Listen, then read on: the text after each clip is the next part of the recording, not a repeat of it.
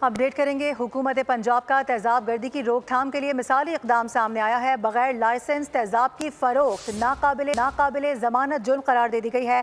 Punjab acid control act 2025 के draft की मंजूरी दे दी गई है। तेजाब की गैर कानूनी फरोख्त पर 3 साल कैद 5 लाख जुर्माना भी होगा। जाफर बिनियार से बात करेंगे। जाफर बताएगा क्या इकदाम किए गए हैं।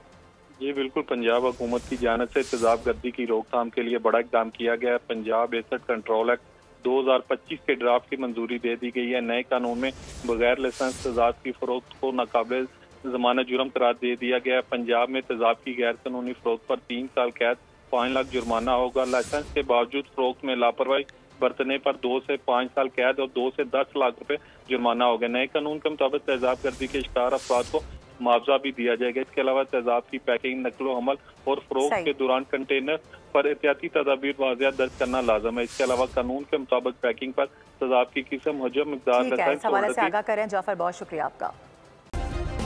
सब्सक्राइब करें और बेल दबाएं ताकि कोई खबर रह न जाए।